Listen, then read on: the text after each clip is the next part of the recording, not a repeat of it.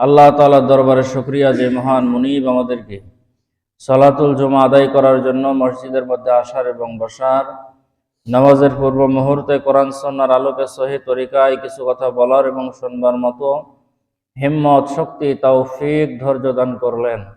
সেই মালিকের দরবারে শুকরিয়া। জবান খুলে সকলে বলছি আলহামদুলিল্লাহ।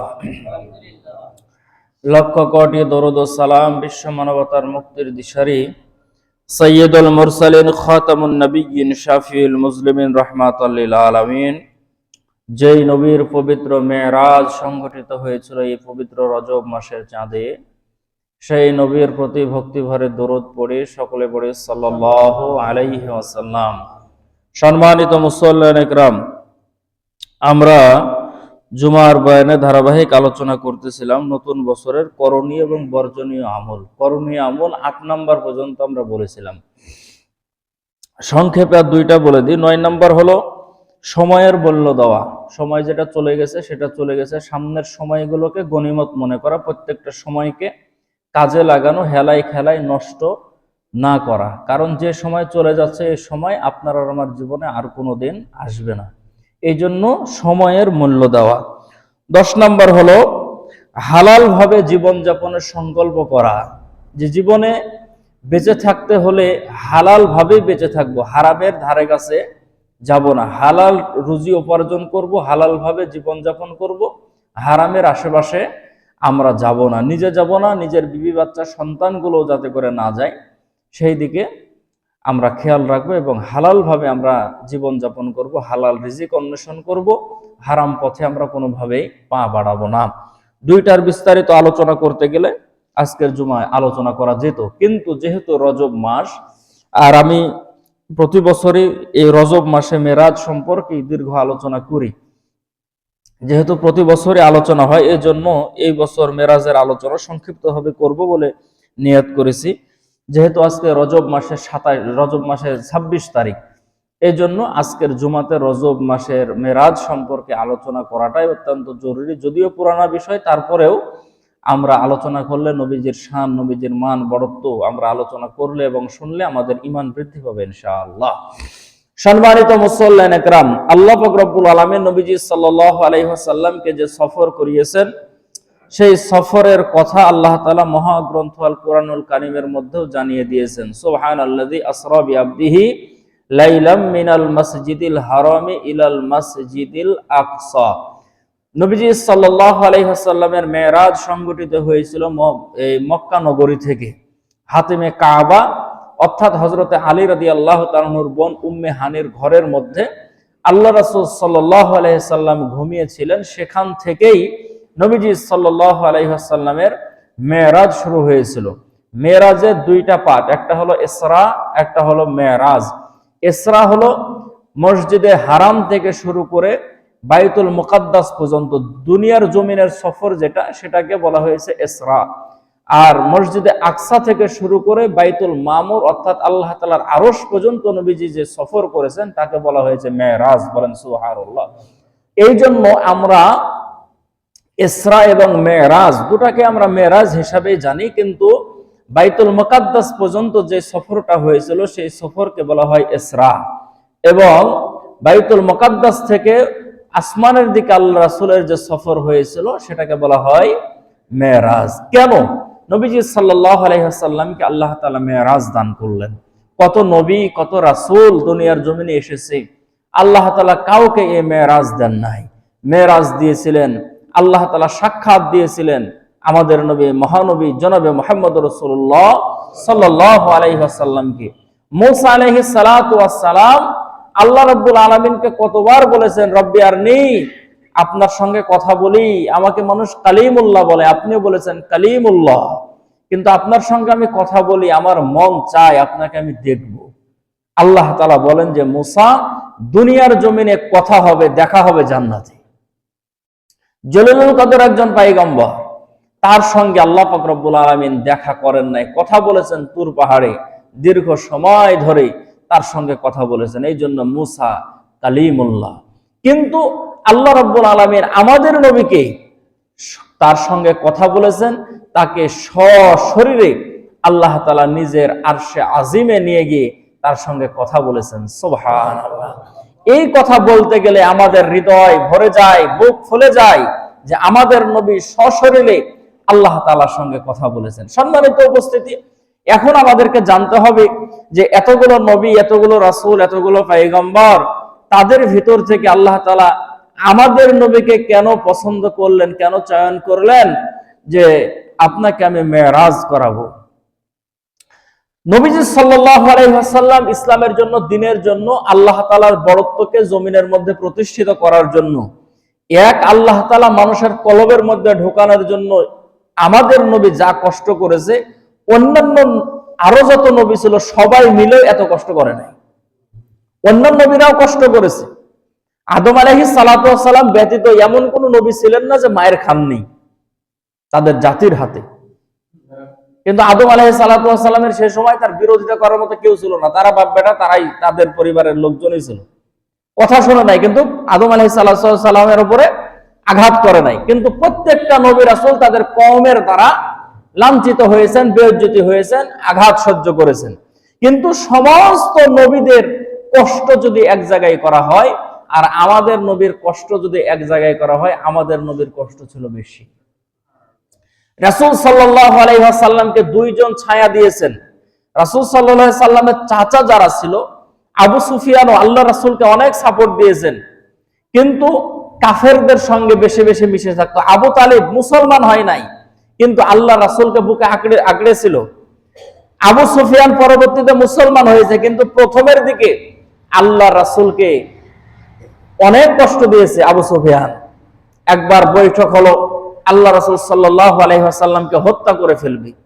সেই মিটিং এর মধ্যে আবু সুফিয়ানও আছে। সবাই মিলে সিদ্ধান্ত নিয়েছে যে আজকে রাত্রে মুহাম্মদ সাল্লাল্লাহু আলাইহি ওয়াসাল্লামের ঘর ঘেরাও করা হবে এবং তাকে হত্যা করা হবে। আল্লাহ রাসূল সাল্লাল্লাহু আলাইহি ওয়াসাল্লাম ঘরের মধ্যে শুয়ে আছে। কিতাবের মধ্যে লেখে যে নবীজির চাচা আবু সুফিয়ান সে সময় মুসলমান হয় নাই। সে তার কাপড়টাকে হাঁটুর উপরে উঠায়া, কাপড়টাকে মজবুত করে বেঁধে আল্লাহ রাসূলের দরজার কাছে দাঁড়ায় আছে। একটা মানুষ যদি দরজার কাছে হাঁটাহাঁটি করে, কাশাকাশি করে, চলাফেরা করে, তো ভিতরের মানুষ বুঝতে পারবে যে আমার দরজার কাছে কেউ আছে। আল্লাহ রাসূল বুঝতে পারেন যে কেউ আছে, কিন্তু নবীজি দরজাও খোলেন না। ভিতরে আল্লাহ রাসূল আছেন। ফজরের সময় বা ফজরের আগ দিয়ে আল্লাহ রাসূল যখন উঠেছেন, উঠার পরে দরজা খোলার পরে দেখতেছেন যে আবু সুফিয়ান সেই জায়গার মধ্যে আবু সুফিয়ান দাঁড়িয়ে আছে হাতের মধ্যে লাঠি নিয়ে। আল্লাহ রাসূল চাচাকে দেখার পরে বললেন যে চাচা, আমার বাড়ির দরজায় আমি বুঝতে পারতেছি কে যেন আছে, কিন্তু রাতের বেলা দরজা খুলে নাই, আপনি আমাকে পরিচয় দিয়ে ডাকলে তো দরজা খুলতাম। আবু সুফিয়ান বলতেছে যে ভাতিজা, তুমি ঘরের মধ্যে যাও, আরাম করে ঘুমাও। বৈঠক হয়েছে, তোমাকে হত্যা করা হবে। হয়তো কিছুক্ষণের মধ্যে তারা আসবে, তোমাকে সারা রাত্র তারা আসে নাই, হয়তো তুমি এখন বের হবা, তোমাকে হত্যা করার জন্য তারা আসবে, যে তুমি এই সময় নামাজ পড়ার জন্য মসজিদের মধ্যে যাবা। তবে আমি আবু সুফিয়ান এখানে দাঁড়িয়ে আছি, তুমি আরামে ঘরের মধ্যে ঘুমাও। আমি আবু সুফিয়ান বেঁচে থাকতে তোমার শরীরের মধ্যে আঘাত দিবে, এরকম কোন মানুষ এখনো মক্কাতে জন্ম নেয় নাই। হযরত আবু সুফিয়ানের মুখে এই কথা শুনে আল্লাহ নবী সাল্লাল্লাহু আলাইহি ওয়াসাল্লাম চাচাকে ডাক দিয়ে বললেন, চাচা, আল্লাহ তাআলার কাছে শুধু আমি দোয়া করি, আল্লাহ রাব্বুল আলামিন যেন এর বিনিময়ের যাজা যেন আপনাকে যেন দান করে। জিহাদের ময়দানে যখন আবু সুফিয়ান গিয়েছিল, কাফেরের পক্ষ থেকে আবু সুফিয়ান গিয়েছে মুসলমানের বিরুদ্ধে যুদ্ধ করার জন্য।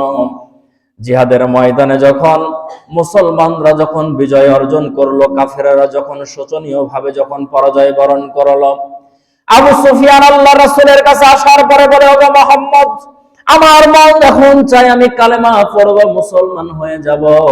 তবে তোমার কাছে একটা বিষয় জানতে চাই, ওগো মুহাম্মদ, বারবার দেখেছি তোমার লোকেরা আমার উপরে আঘাত করতে চেয়েছে, কিন্তু আমার উপরে যখন তরবারের আঘাত করতে এসেছে, আমার সামনে কি যেন ঢাল একটা দাঁড়িয়ে গেছে, তরবারি দিয়ে আমার শরীর কাটতে পারে নাই। ওরে মুহাম্মদ, আমার হাতের মধ্যে তেমন শক্ত কোনো ঢাল ছিল না, তরবারি ছিল না, আমার পাশেও কি ছিল না যে আমার পাশ থেকে ঢালটা ধরবে। বলো তো দেখি, আমার সামনে ঢালটা কে ধরেছিল? তরবারির আঘাত থেকে আমারে কে বাঁচালো? আল্লাহ রাব্বুল আলামিন মহানবী বিশ্ব নবী জনাবে মুহাম্মদুর রাসূলুল্লাহ সাল্লাল্লাহু আলাইহি ওয়াসাল্লামকে জানায় দেয়, নবী গো, আপনার চাচা যে প্রশ্ন করেছে উত্তরটা আপনি এই মুহূর্তে দিয়ে দেন। আপনি যে সেই রাত্রে দোয়া করেছিলেন, আল্লাহ আমি আমার চাচার জন্য দোয়া করলাম, আল্লাহ রাব্বুল আলামিন আপনি তাকে উত্তম জাযা দান করেন। নবীজি আপনার দোয়া আমি আল্লাহ রাব্বুল আলামিন কবুল করে নিয়েছি। ইমানের চাইতে উত্তম জাযা আর কি হতে পারে? আমি আল্লাহ রাব্বুল আলামিন আবু সুফিয়ানকে কুদরতি ভাবে জিহাদের ময়দানে বাঁচায়া এখন আপনার হাতে কালেমা পড়া ইমানের দৌলত তাকে দান করে দেব। বলেন সুবহানাল্লাহ। আল্লাহ নবী ডাক দিয়ে বলে, চাচা সেই দিন রাত্রে আমার পাহারাদারি করেছিলেন আপনি, এর বিনিময়ে আল্লাহ রাব্বুল আলামিন আপনার তাকদীরের মধ্যে ঈমান দান করেছে। সম্মানিত ভাইয়েরা আমার, নবীজি সাল্লাল্লাহু আলাইহি ওয়াসাল্লামের চাচা যারা ছিল আল্লাহর রাসূলকে কেউ কষ্ট দিয়েছে, কেউ আল্লাহর রাসূলকে সাপোর্ট করেছে। এর মধ্যে আল্লাহর রাসূলকে সবথেকে 8 বছর বয়স থেকে আল্লাহর রাসূলের 50 বছর বয়স পর্যন্ত মোটামুটি 42 বছর আল্লাহর রাসূলকে বুকের কাছে আগলে রেখেছিলেন যিনি, তার নাম হলো আবু তালিব, নবীজি সাল্লাল্লাহু আলাইহি ওয়াসাল্লামের চাচা। সম্মানিত ভাইয়েরা আমার, আবু তালিব যখন মৃত্যু যন্ত্রণার মৃত্যুর সাকরাতের মধ্যে পড়ে আছে, আল্লাহর নবী সাল্লাল্লাহু আলাইহি ওয়াসাল্লামের কাছে খবর আসলো, ওগো মুহাম্মদ, ওগো আল্লাহর নবী, এখন দেখেন খবর আসলো আপনার চাচা মৃত্যু যন্ত্রণার মধ্যে ছটফট করে, একটু তার পাশে যান। আল্লাহর রাসূল মহানবী সাল্লাল্লাহু আলাইহি ওয়াসাল্লাম আবু তালিবের কাছে গেলেন। আবু তালিবের মাথাটা আল্লাহর রাসূল নিজের হাতের উপরে কোলের উপরে দিয়া আল্লাহর রাসূল আবু তালিবের মাথাটা নেড়ে দেয়। আবু তালিবের শ্বাসকষ্ট হয়, নিঃশ্বাস নিতে বড় কষ্ট হয়। এমন অবস্থায় আল্লাহর রাসূল আবু তালিবের কানের কাছে মুখটা নিয়ে যেয়ে বলে, চাচা ইসলামের জন্য আপনি এত কষ্ট করেছেন, ওগো চাচা আপনি আমাকে এতটা সাপোর্ট করলেন, শুধুমাত্র কেবলমাত্র ঈমান না নিয়ে যদি আপনি কবরে যান আপনার নাজাতের কোনো ফায়সালা করতে পারবো না। চাচা গো, শুধু দুনিয়ার কোনো মানুষ জানার প্রয়োজন নাই গো চাচা, আমার কানের সঙ্গে আপনার মুখটা লাগায় শুধু আপনি একবার কালেমা পড়েন, লা ইলাহা ইল্লাল্লাহ মুহাম্মাদুর রাসূলুল্লাহ। আমি আপনার ভাতিজা, এতটুকু বলার দরকার নাই, শুধু বলবেন লা ইলাহা ইল্লাল্লাহ, আল্লাহ ছাড়া কোনো মাবুদ নাই। মন থেকে শুধু বলেন, প্রয়োজনে আল্লাহর সঙ্গে আমি ঝগড়া করব, কথা কাটাকাটি করব, তারপরও আপনাকে নিয়ে আমি একসঙ্গে জান্নাতের মধ্যে যাব। উপস্থিত যে সমস্ত মানুষগুলো ছিল তারা বলেন, আবু তালিবের চেহারা সে সময় দেখে মনে হচ্ছিল আবু তালিব হয়তো শেষ সময় এসে কালেমা পড়বে, মুসলমান হবে। কিন্তু ইতিমধ্যে তার ভিতর থেকে কে যেন আবু জেহেলের কাছে খবর পৌঁছায় দিল, আবু জেহেল কুরাইশ বংশের সম্মান ডুবায়া দিবে, মান সম্মান ডুবায়া দিবে। আবু তালিব মনে হয় মৃত্যুর ভয়ে এখন কালেমা পড়ে মুসলমান হয়ে যায়, ভাতিজার ধর্ম গ্রহণ করে। আবু জেহেল নিজের কাজকর্মগুলো ছেড়ে দিয়ে আবু তালিবের সামনে দাঁড়ায় ডাক দিয়ে বলো, রে আবু তালিব, এখন তুমি মৃত্যুর ভয়ে বুঝি ভাতিজার ধর্ম গ্রহণ করো? এর চাইতে যদি আত্মহত্যা করতা তোমার জন্য সম্মানের ছিল, কিন্তু মৃত্যুর ভয়ে তুমি যে ভাতিজার কালেমা যদি গ্রহণ করো, সারা জীবন মানুষ তোমাকে ধিক্কার দেবে, কুরাইশীদেরকে মানুষ ধিক্কার দেবে, তোমার কারণে আমাদের নাক কাটা যাবে। মৃত্যুর ভয়ে তুমি কালেমা পড়ে মুসলমান হতে যাও। আবু তালেব চেহারাটা কেমন যেন তার অন্যরকম হয়ে গেল। আল্লাহ রাসূল সাল্লাল্লাহু আলাইহি ওয়াসাল্লামের হাতটা ধরে ডাক দিয়ে বলে, বাবা মুহাম্মদ, আমি জানি তোমার ধর্ম সত্য, তোমার আল্লাহ এক, তুমি নবী এক, তবে আমি আবু জেহেলের কথার উপরে অটল থাকলাম, আমার পূর্ববর্তী বাবার ধর্মের উপরে অটল থাকলাম, আমি তোমার ধর্ম মানতে পারলাম না, তুমি আমারে ক্ষমা করে দিও।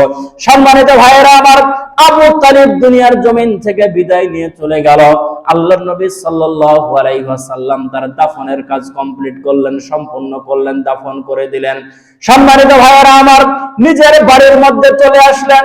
নিজের বাড়ির মধ্যে আসার পরে হযরতে খাদিজাকে ডাক দিয়ে বলে, খাদিজা, মক্কা নগরীর মধ্যে দুইজন মানুষ আমারে সাপোর্ট করে, আমারে সহযোগিতা করে, একজন বাইরে করে আর একজন ভিতরে করে। বাইরে যে সবথেকে আমাকে শক্তি যোগাইতো সে হলো আমার চাচা, আজকে দুনিয়ার জমিন থেকে বিদায় নিয়ে চলে গেল। খাদিজা রে, বলো তো দেখি বাইরে এখন আমার পাশে কে ঢালের স্বরূপ আমার পাশে দাঁড়াবে?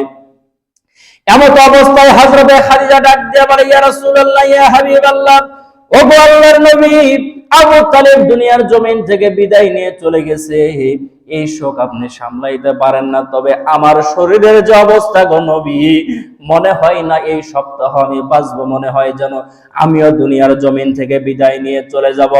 সম্মানিত ভাইয়েরা আমার, হযরতে খাদিজাতুল কুবরা রাদিয়াল্লাহু তাআলা আনহার সঙ্গে আল্লাহ রাসূল কথা বললেন, এরকম ভাবে ডাক দিয়ে বললেন, ওগো নবীজি, ইসলামের জন্য আপনি যে সমস্ত কাজগুলো করেছেন, যে সমস্ত কাজগুলো করতেছেন, এমন একটা সময় আসবে গো নবী, আপনার উম্মতের অভাব হবে না। এখন আপনার পাশে দাঁড়ানোর মতো হয়তো তেমন কোনো মানুষ নাই।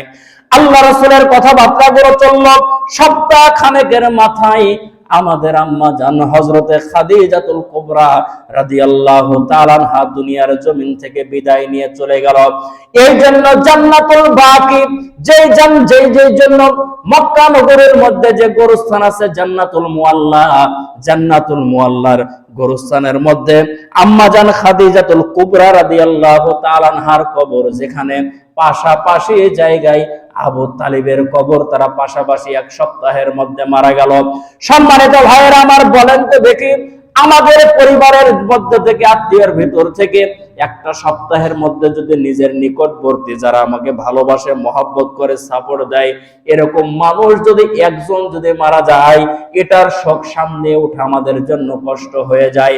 কিন্তু এক সপ্তাহের মধ্যে আল্লাহ রাসূলের প্রিয়জন দুইজন, একজন চাচা, একজন স্ত্রী দুনিয়ার জমিন থেকে বিদায় নিয়ে চলে গেল। আল্লাহ রাসূল শোকে কাতর হয়ে গেল। এমন সময় হযরতে যায়েদ ইবনে হারেসাকে ডাক দিয়ে বললেন, যায়েদ রে, মক্কার জমিনে আমার উপরে জুলুম অত্যাচার বেড়ে গেল, আমার উপরে সাপোর্ট দেওয়ার মতো আর কেউ নাই, চলো তো যায়েদ, চলো তো দেখি তায়েফে যাই, আমার নানা নানির দেশ, দুধমা হালিমাতু সাদিয়ার দেশ, সেই দেশে যাওয়ার পরে দেখি সেই দেশের মানুষ আমাকে ভালোবাসে কিনা। সম্মানিত ভাইয়েরা আমার, আল্লাহ রাসূল সাল্লাল্লাহু আলাইহি ওয়াসাল্লামের বিবি যতদিন বেঁচে ছিল, আল্লাহ রাসূলের চাচা যতদিন বেঁচে ছিল, আল্লাহ রাসূলকে তেমন ভাবে কষ্ট দেওয়ার মতো শক্তি কারো ছিল না। কিন্তু যখন তারা দুইজন দুনিয়ার জমিন থেকে বিদায় নিয়ে চলে গেল, আল্লাহ রাসূলের উপরে তারা নির্যাতনের স্টিম রোলার চালাতে লাগলো। সম্মানিত ভাইয়েরা আমার, আল্লাহ নবী সাল্লাল্লাহু আলাইহি ওয়াসাল্লাম পালক পুত্র হযরতে যায়েদ ইবনে হারেসাকে সঙ্গে নিয়েছেন। কারণ আল্লাহ রাসূলের পুত্র সন্তান যে কয়জন জন্ম নিয়েছিল, এর আগে পুত্র সন্তানগুলো দুনিয়ার জমিন থেকে বিদায় নিয়ে চলে গেছে। একের পর এক শোক আল্লাহ রাসূলের অন্তরকে ক্ষত বিক্ষত করে দেয়। আল্লাহ রাসূল সে সময় হযরতে যায়েদ ইবনে হারেসাকে নিয়ে তায়েফে চলে গেলেন, তায়েফের লোকদের কাছে। কিন্তু আমার ভাইয়েরা, মক্কা নগরের মধ্যে যে সমস্ত কাফেরগুলো ছিল, দ্রুতগামী ঘোড়াতে করে একজন মানুষকে নিয়ে খবর পাঠায় দিল তায়েফে। তায়েফের বাড়িতে বাড়িতে গিয়ে খবর দিল, এলাকার নেতা যারা ছিল তাদের কাছে গিয়ে খবর দিল, শোনো, মক্কা নগরী থেকে মুহাম্মদ নামের একজন আসতেছে, সে নিজের বাপ-দাদার ধর্মের বিরুদ্ধে কথা বলে, এক আল্লাহর কথা বলে, তার মাথা খারাপ হয়ে গেছে, সে পাগল। সে যদি তোমাদের এলাকার মধ্যে আসে, এলাকার মধ্যে থাকতে দিবা না, এলাকা থেকে তাদেরকে তাড়ায় দিবা, তাকে বিতাড়িত করে দেবা। সম্মানিত ভাইয়েরা আমার, আল্লাহ রাসূল যখন তায়েফে গেছে, তায়েফে যাওয়ার পরে যখন নিজের পরিচয় যখন দেওয়া শুরু করলো, আমি মুহাম্মদ মক্কার জমিন থেকে এসেছি, আমি এক কালেমার দাওয়াত দেওয়ার জন্য তোমাদের কাছে এসেছি। ওই লোকের আগে যেহেতু বলা ছিল তার নাম হলো মুহাম্মদ, এই কথা শোনার পরে তাদের চিন্তার বাকি থাকলো না যে এই লোকের কথা আগের মানুষ আমাদেরকে খবর দিয়ে গেছে, সেই লোক এখন আমাদের সামনে চলে এসেছে। নেতৃস্থানীয় যে সমস্ত মানুষগুলো ছিল, তাদের বাড়িতে বাড়িতে আল্লাহ রাসূল গেল, যাওয়ার পরে কালেমার কথা বলল, দিনের কথা বলল, ধর্মের কথা বলল। তারা তো কালেমা পড়লই না, আল্লাহ রাসূলকে এক এক রকম ভাবে কথা বলতে লাগলো। আল্লাহ রাসূল সেখান থেকে চলে আসবে, এমত অবস্থায় কাফেরদের পক্ষ থেকে ছোট ছোট বাচ্চাদেরকে লেলিয়ে দেওয়া হলো। আল্লাহ রাসূলের শরীরের উপরে তারা পাথর নিক্ষেপ করা শুরু করলো। হযরতে যায়েদ ইবনে হারেসা বলেন, পাথরের বর্ণনা কি দেব? আল্লাহ রাসূলের শরীরের মধ্যে যখন তারা পাথর মেরেছিল, বৃষ্টির ফোঁটা পড়লো, মনে হয় গড়া যায়। আল্লাহ রাসূলের শরীরের উপরে পাথর পড়তেছিল, এর চাইতেও ঘন পাথর পড়তেছিল। আল্লাহ নবী সাল্লাল্লাহু আলাইহি ওয়াসাল্লামের পিঠের মধ্যে দাগগুলো মৃত্যু পর্যন্ত ছিল। আল্লাহ রাসূল শুধু বলতেন, আয়েশা এই দাগগুলো দোয়া করে মালিকের কাছে আমি মিশায়া নেব না। হাসরের ময়দান যেদিন কায়েম হয়ে যাবে রে আয়েশা, উম্মত গুলো যখন পানি পানি করে যখন হাসরের ময়দানে চিৎকার দিতে থাকবে, নবী নবী বলে যখন আমাকে খুঁজতে থাকবে, আমি আল্লাহ পাক রব্বুল আলামিনের আরশে আজিমের কাছে যাওয়ার পরে ডাক দিয়ে বলবো, মালিক এই সমস্ত দাগগুলো হয়েছে আমার পিঠের মধ্যে, দেখেন শুধুমাত্র আমার উম্মতের জন্য, মানুষের কাছে আপনার বাণী পৌঁছায়া দেওয়ার জন্য, দিন ধর্মকে পৌঁছায়া দেওয়ার জন্য। অতএব এক একটা দাগের বিনিময়ে আমার কোটি কোটি উম্মতকে আপনি মাফ করে দেন। হাসরের ময়দানে আল্লাহ রাব্বুল আলামিন নবীজিকে ডাক দিয়ে বলবেন, নবী গো, আপনার চোখের পানি ছাড়ার কোনো প্রয়োজন নাই। যে সমস্ত মানুষগুলো আপনাকে রাসূল হিসেবে বিশ্বাস করেছে, আপনাকে অনুসরণ করে যারা চলেছে, আজকে হাসরের ময়দানে কাদেরকে আপনার পছন্দ হয় আপনি শাফাআত করুন, আপনার সঙ্গে নিয়ে তাদেরকে আপনি জান্নাতের মধ্যে চলে যান। সম্মানিত ভাইয়েরা আমার, তায়েফের ময়দানের ইতিহাস আমাদের সবার জানা। আল্লাহ রাসূল তায়েফের ময়দানে রক্তাক্ত হলেন। এমত অবস্থায় আল্লাহ রাসূল যখন তায়েফের ময়দান থেকে যখন চলে আসবেন, এই মুহূর্তে একটা কথা শুনেন আমার ভাইয়েরা, আল্লাহর রাসূল কেমন দয়ার নবী, কেমন মায়ার নবী, কেমন রহমতের নবী, কিতাবের মধ্যে পড়লে আশ্চর্য হয়ে যায়। আল্লাহ রাসূলকে যখন কাফেরের ছোট্ট ছোট্ট বাচ্চাগুলো যখন পাথর মারে, একটা ছোট্ট বাচ্চা বড় একটা পাথর নিয়েছে আল্লাহ রাসূলকে মারার জন্য। কারণ তারা তো জানে না, তারা তো বুঝে না এটা আল্লাহর নবী। তাদের বাবা মা শিখিয়ে দিয়েছে এটা পাগল, তাকে পাথর মারার জন্য গেছে। ছোট্ট একটা বাচ্চা বড় একটা পাথর নিয়ে আল্লাহর রাসূলকে মারার জন্য তুলেছে, কিন্তু বড় পাথর নিজের ঝোল সামলাইতে পারে নাই, নিজে সহ পাথরের ভিড়ের মধ্যে পড়ে গেছে। চারিদিক থেকে বৃষ্টির মতো পাথর মারে, কার গায়ে কোন পাথর লাগে সে তো খেয়াল করে না।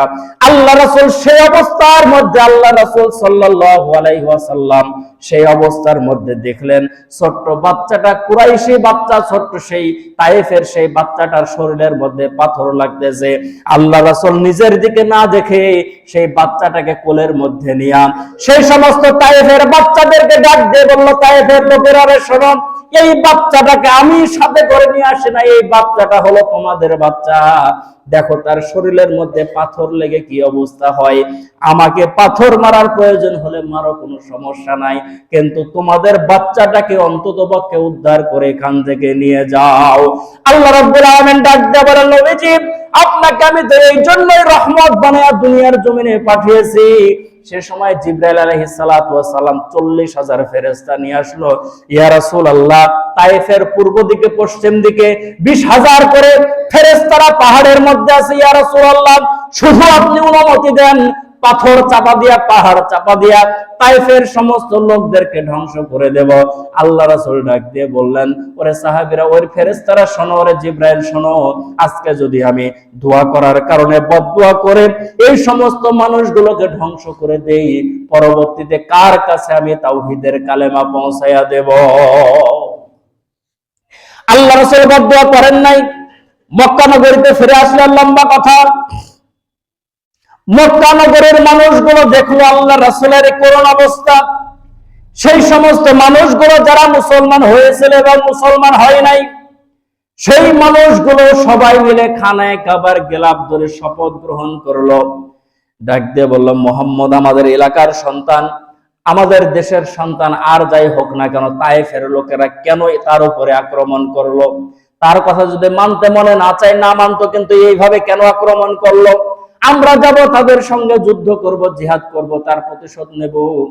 আল্লাহ রাসূল সবাইকে ডাক দিয়ে বললেন, ভাইরা শোনো, তাদের প্রতিশোধ গ্রহণ করার কোনো প্রয়োজন নাই, আমি তায়েফের বুকেই সবাইকে ক্ষমা করে দিয়ে চলে এসেছি।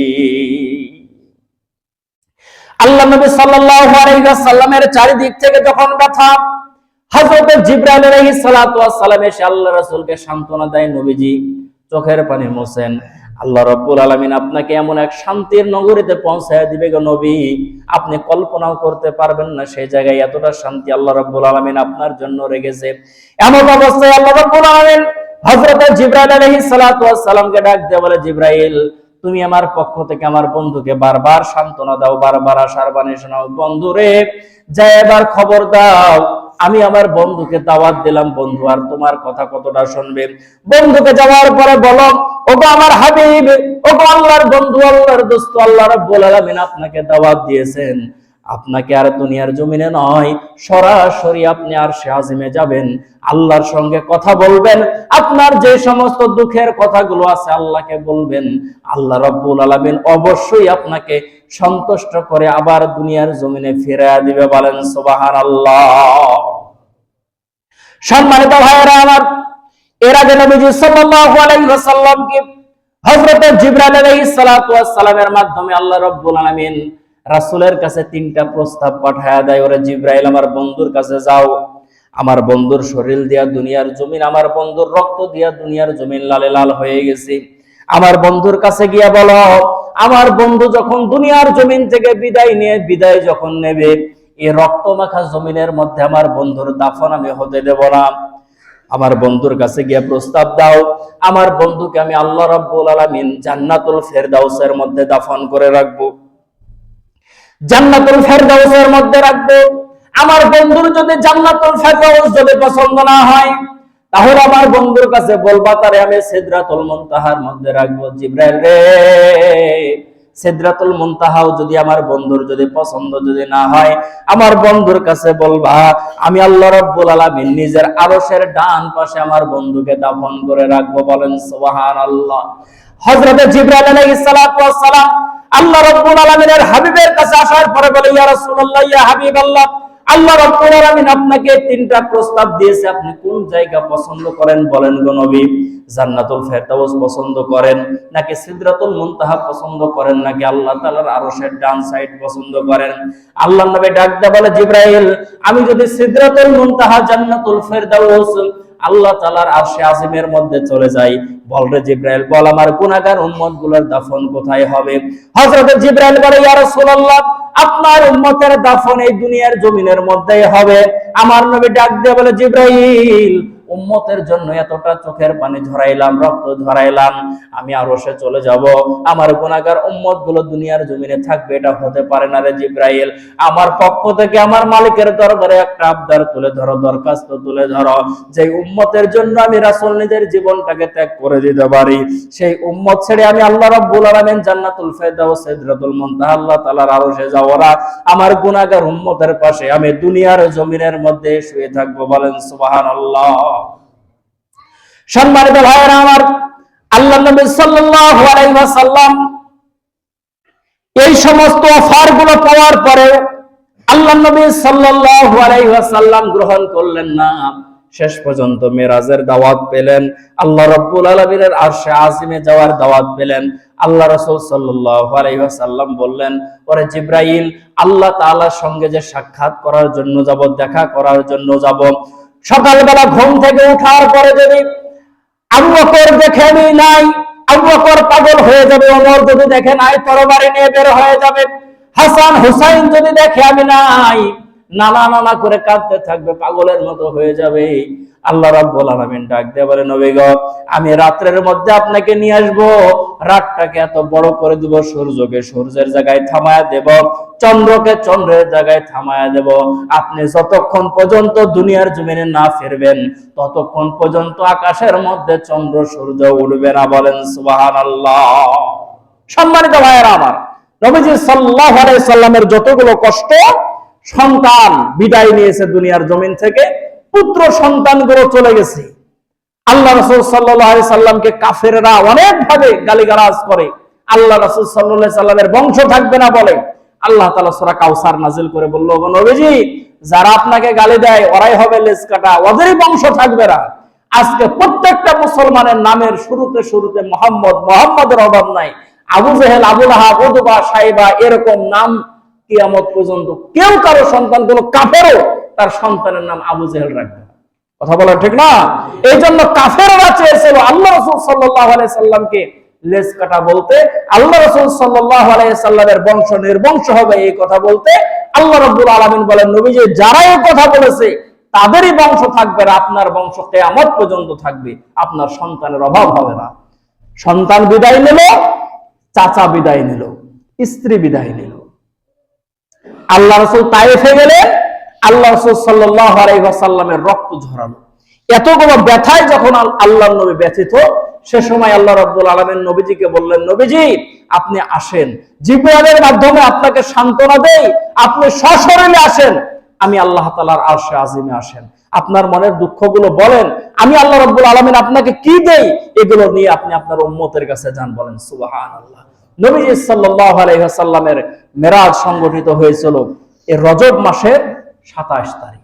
রজব মাসের 27 তারিখ দিন তারিখ ঠিক করে আল্লাহ রাব্বুল আলামিন নবীজিকে নিয়ে গিয়েছিলেন। লম্বা কথা, কি কি পুরস্কার দিয়েছেন এগুলো আমি বিভিন্ন আলোচনায় আপনাদেরকে শোনানোর চেষ্টা করেছি। এখন আজকে রজব মাসের 26 তারিখ, আজকের দিন যাওয়ার পরে রাত্রের কিছু আমল আছে, আগামী কালকের কিছু আমল আছে, 27 তারিখের কিছু আমল আছে। সেটা হলো নবীজি সাল্লাল্লাহু আলাইহি ওয়াসাল্লামের ইমাম বাইহাকি রাহমাতুল্লাহ আলাইহি তার কিতাবের মধ্যে লিখেছেন যে রজব মাস সম্পর্কে নবীজি সাল্লাল্লাহু আলাইহি সাল্লামের বাতলায়া দেওয়া যতগুলো আমল আছে, তার মধ্যে 26 তারিখ দিবাগত রাত, 27 তারিখের যে রাত হয়, সেই রাতের আমল হলো আজকের রাত যাওয়ার পরে, আজকের দিনটা যাওয়ার পরে যে সামনে যে রাতটা যে আসতেছে, এই রাতের আমল, এই রাতের আমল হলো রাত্রের বেলা পারতপক্ষে জিকির আজগার করবেন, তাসবিহ তাহলিল করবেন, কোরআনুল কারীম তেলাওয়াত করবেন, 2-4 রাকাত নামাজ পড়বেন।